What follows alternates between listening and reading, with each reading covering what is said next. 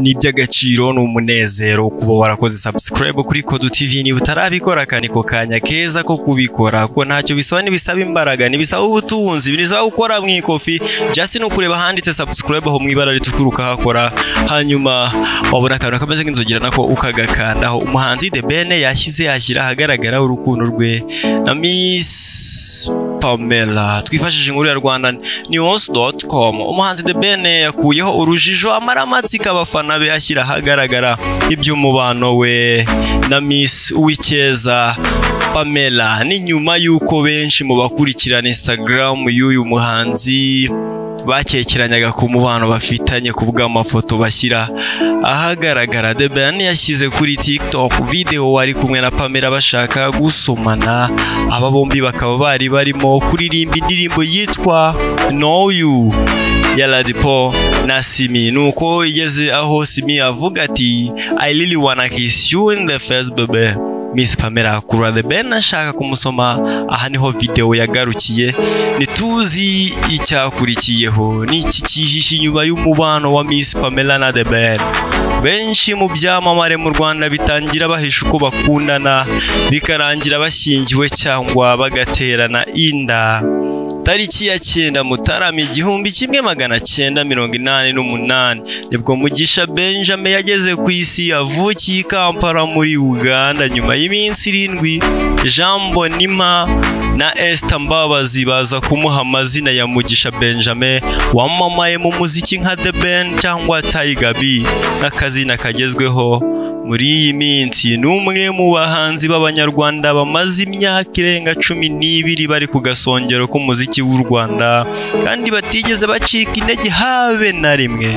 Kwinjira muri muzika amaze kuba mu bukombe byaturutse ku babyeyi be bamufashije ndetse bakamukundisha kujya gusenga cyane, biza gutuma yinjira muri korali yanabanyemo n'abandi banyamuziki bubatse izina mu Rwanda nka Meddy ubarizwa muri Amerika, Lick utunganya amajwi n'amashusho na Nicholas.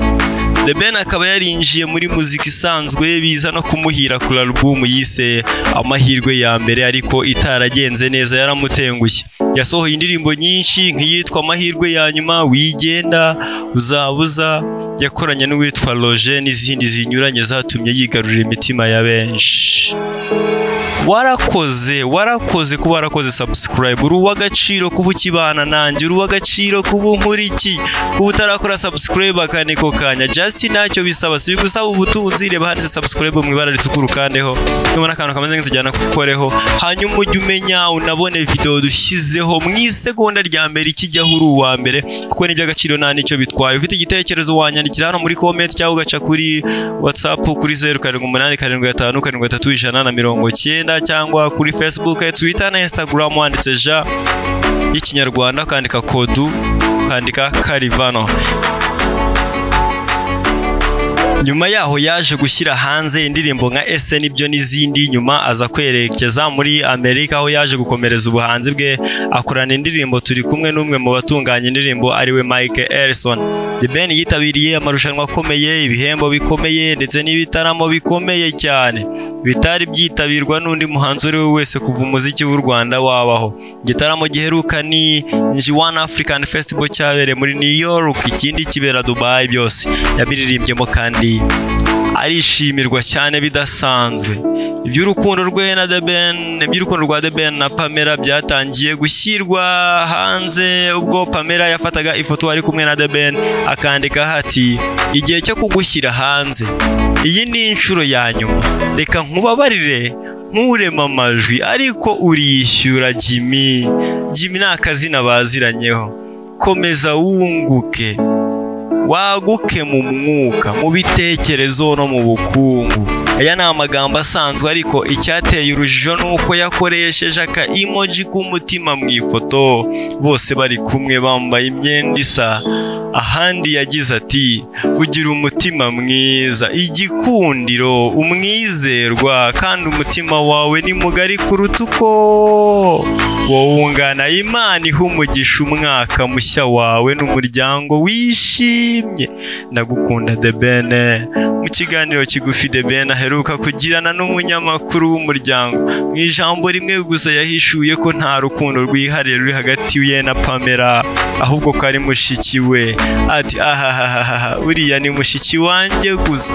The Ben ari mu Rwanda kuva ku wa gatanu tariki 27 Ukuboza 2019, aho yaje yitabiriye igitaramo cya East African Party cyabereye muri Kigali Arena. Gusa hari n'andi makuru avuga ko ashobora kuguma mu Rwanda, ndetse bikavugwa ko n'usanzwe abatunganyiriza indirimbo uzwi ku izina rya Lick n'abari mu nzira zigaruka i Kigali. Hanyuma wakoze kuba wankurikiye, wakoze kuba warakoze subscribe, wakoze kuba ubana nanjye, wakoze kuba uri inkoramutima, wakoze kuba unkurikira, wakoze kuba warakoze subscribe n'utarayikora kandi ko kanya.